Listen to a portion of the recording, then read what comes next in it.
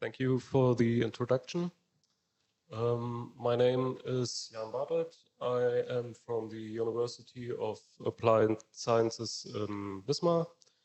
And today I want to use this occasion to give you an outline of my upcoming PhD project and talk about my proposed paper, a study of anomaly detection methods in unobtrusively acquired data in the context of ambient assisted living. Here we have a short outline of the presentation. At first, I want to give you a conceptual overview of my research goals, and then we will continue with the paper, which is essentially about the selection of anomaly detection methods. And then I will draw a short conclusion. So let's take a look at our research goals. Since we are in the world of ambient assisted living and the research is all about it, it makes sense to clarify what the term actually means. So ambient assisted living consists or includes basically everything which helps elderly people or disabled people to live in their own homes independently for longer. And one technique to achieve this is monitoring, and monitoring in the context of AAL means we observe the resident and we want to achieve certain goals, and those goals can be to obtain vital signs such as breathing rate or heart rate, or in our case, we want to obtain activities or behavior of the resident. So the main research goal is we want to detect gradual changes in the resident's behavior over longer periods of time with the help of monitored air parameters. This changes in the behavior of a resident can have multiple sources, and changes in behavior can indicate shifting health conditions, the development of illnesses or starting frailty syndrome, and may imply that the resident needs somewhat of medical attention. Before I will show my approach, we take a look at common monitoring approaches as they are proposed in literature. And installations of monitorings are generally a combination of various sensors. And those sensors are mainly motion detection sensors, pressure and contact sensors, or even cameras and wearables such as smartwatches. On the right, we can see an example of how such a combination of sensors look like. So we have an apartment, and in this apartment, the bed, sofa, and chairs are equipped with pressure sensors. The apartment is basically covered with cameras. The entrance and bathroom doors are equipped with motion detection sensors, and some critical electrical appliances are equipped with current sensors such as the TV or the stove. So approaches can generate a lot of useful information about the behavior of a resident, but they come with a few issues or downsides. One is those installations are pretty complex. So when we keep our goal in mind, we want to enable older people to live in their own homes. So those installation has to be tailored to an individual home, which can be rather complex. And another downside is that the use of some sensors, such as cameras or even microphones, can be a significant invasion of the privacy of the resident.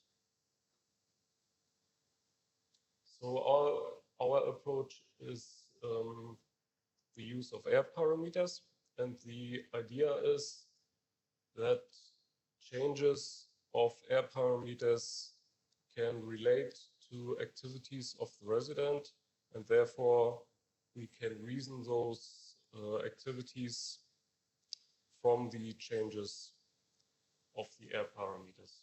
And those air parameters mainly are the temperature, humidity, pressure, and CO2 concentrations.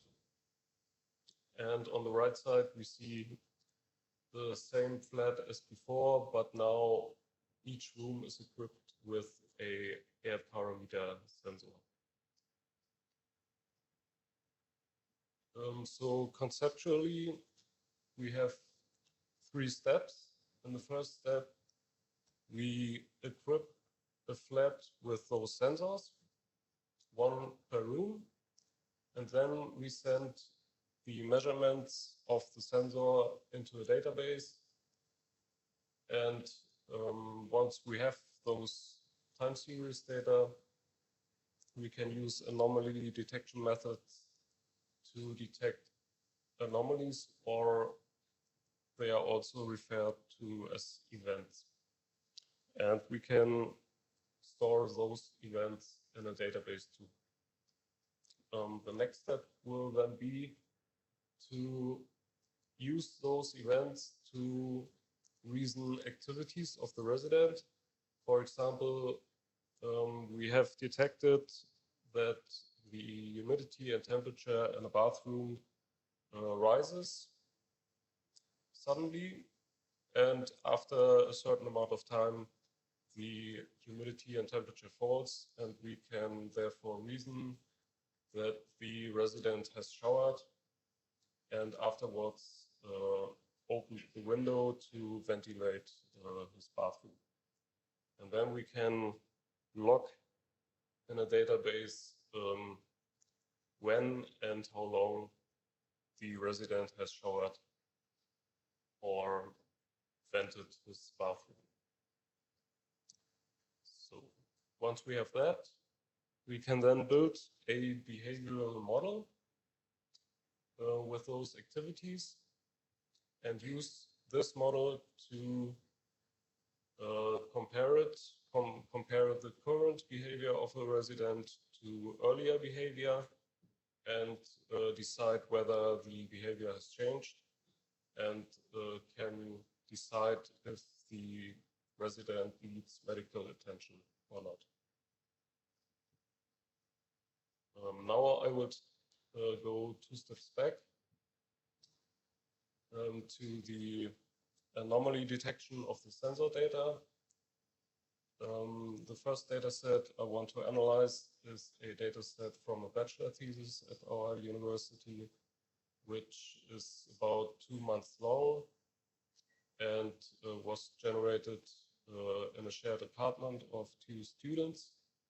And we have logged temperature, humidity, pressure, and CO2 content of the air in every room every 20 seconds. And additionally to that, the students have manually logged their activities such as showering, opening the windows, or cooking in a protocol. Similar data will be generated by several apartments in the future. But in this case, we will have the activity protocols. So for the selection of suitable anomaly detection methods, I will assume that we don't have labeled data. So I will now collect some criteria to select suitable anomaly detection methods. One criterion I have just mentioned, we have unlabeled data. The second criterion is we have time series data. So this needs special anomaly detection methods because the individual data points are not independent of each other, but they are connected through time. So in order to detect temporal anomalies, we need detection methods which are taking this into account. Then we want to use online detection. So we have a continuous stream of data going into the database, and we want to continuously analyze the data. So we want to do this online or in real time. And the last criterion is, as this picture on the left implies, we have some kind of seasonal effects or trends. And because we are looking at this data for long periods of time, let's say months or years, and so we need the algorithms to somewhat adapt themselves to be able to detect anomalies for longer periods of time. So given those criteria, I have selected a few anomaly detection methods, which are grouped in statistic and unsupervised learning methods. The statistic methods are more simpler approaches, and the unsupervised learning methods are a bit sophisticated, a bit more sophisticated than the statistic ones. So let me draw a short conclusion. We want to use air parameters, which should provide information about the resident activities. The activities can be used to build a behavioral model. The model can show the changes in the behavior of a resident, and then the changes in behavior can indicate certain health conditions, and we hopefully can treat those conditions early on. And then as a first step,